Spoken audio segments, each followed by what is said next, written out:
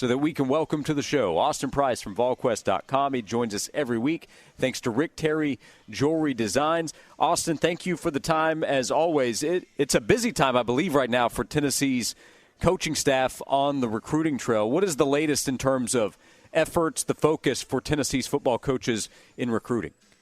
I think the biggest thing, Josh, is you're setting the stage and setting the table for next month.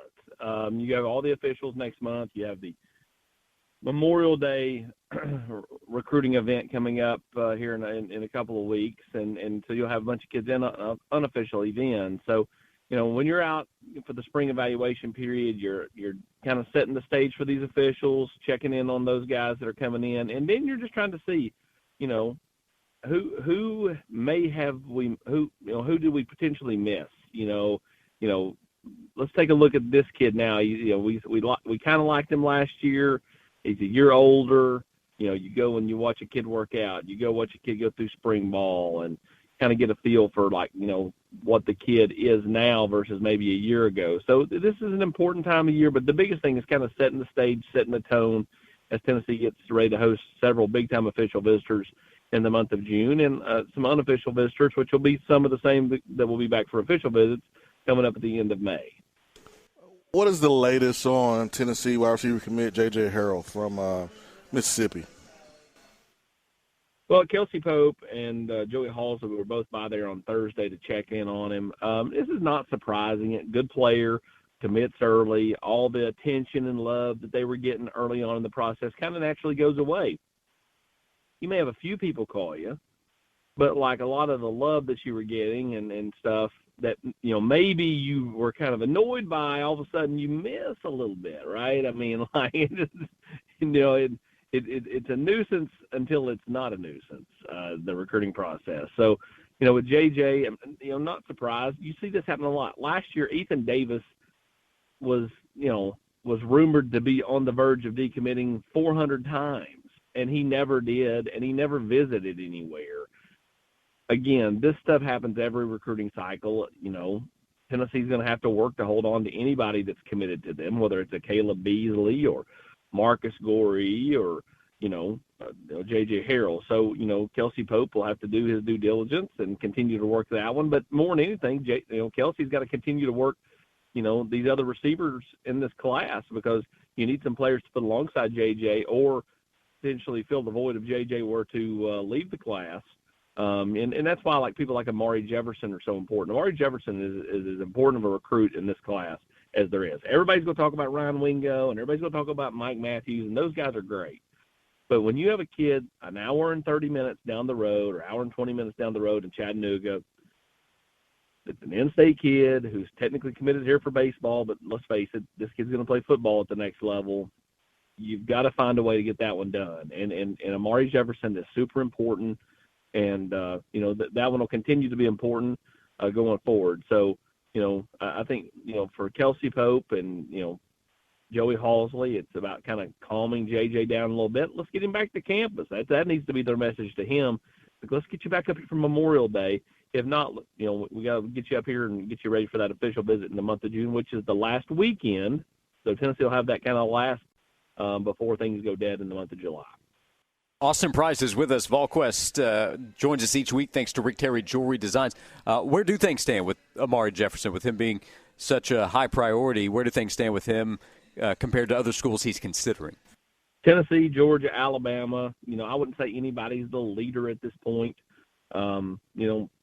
He likes Georgia. If I was going to handicap it, I would think Georgia and Tennessee are kind of the top two teams for him. Alabama definitely still in it, but I think they're a little bit below the other two. But again, like Kelsey Pope, he was by there this week, started to build a really good relationship with both Amari and his family. And, that's one that I think, if you're Tennessee, you want to, definitely get him for that Memorial Day weekend. That to me is a big weekend. If they can get him up here then, he's coming back for the official in June.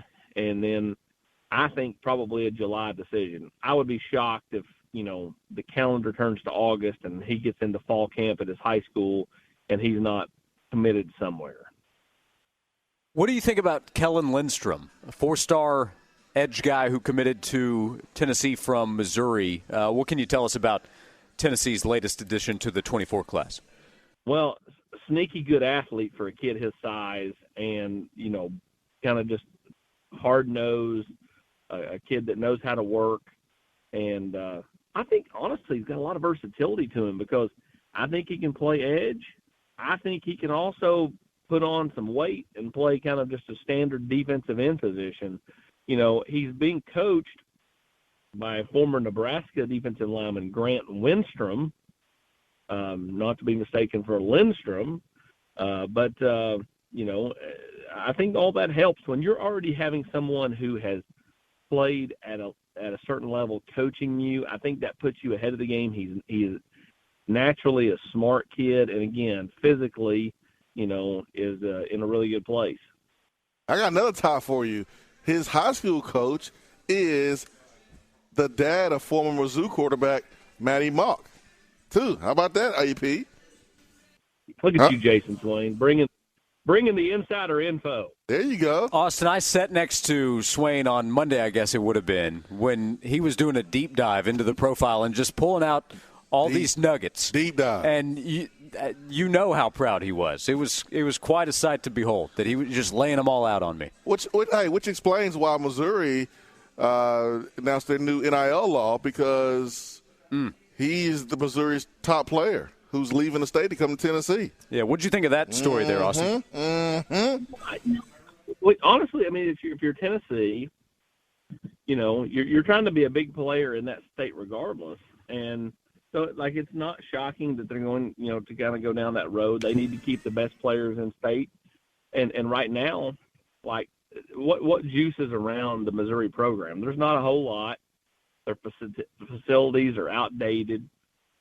There's not much excitement at home games in Mizzou. And, you look at the best players in the state, Jaden Riddell, top tight end in the country by on 3. Tennessee, Georgia, Alabama.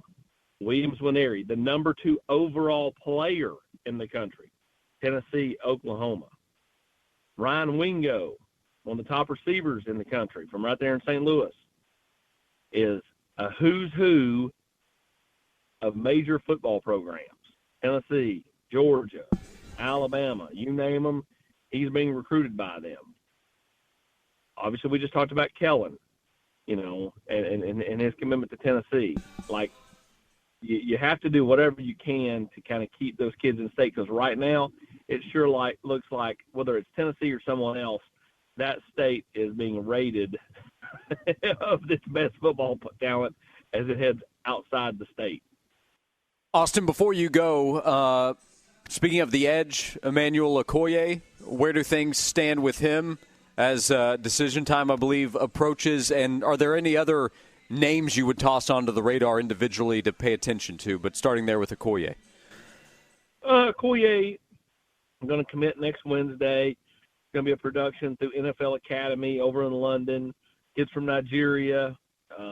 Kind of got on the radar there and ends up at NFL Academy. This is a big deal for the people at NFL Academy because, you get a kid like this. It's a neat story. They kind of help polish this kid, and now he's going to, end up playing Power 5 football, and reclassifying to the 2023 class. So he was going to be a 24. He's reclassifying to 23, which means he'll be on somebody's campus coming up in the next 3-4 weeks. And Tennessee continues to trend well there. Really enjoyed his visit here back in April for the orange and white game, where he got to see kind of what it's like. I mean, obviously it wasn't a full stadium, but I mean, that was a pretty spectacular crowd for a spring game. And then outside of that, other names, I mean, Tennessee's just going to continue to, work, corners. I think they're taking at least one more, maybe 2. They're going to take 2 linebackers. You look at Tylen Singleton, you look at Edmund Spillman. To me, those are 2 guys that, Tennessee seems to be in a good spot with.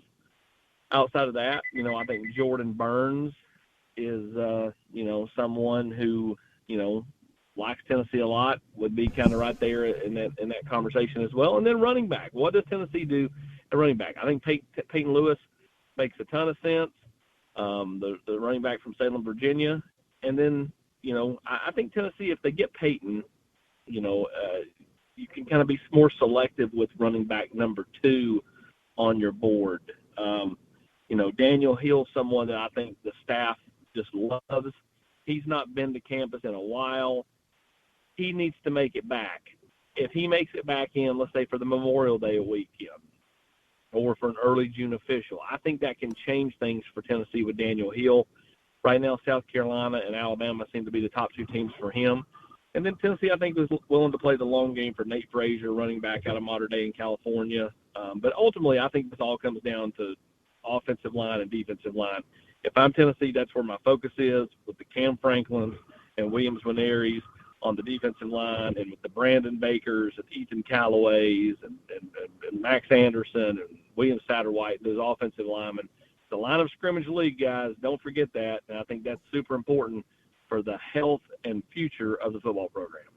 Yep, that's the next step for Josh Heupel. Yep, totally agree. Austin Price, every week right here on the show. You can read his coverage and his colleagues' coverage at Volquest.com. And he joins us each week thanks to Rick Terry Jewelry Designs, making it unique, making it special, making it just for you.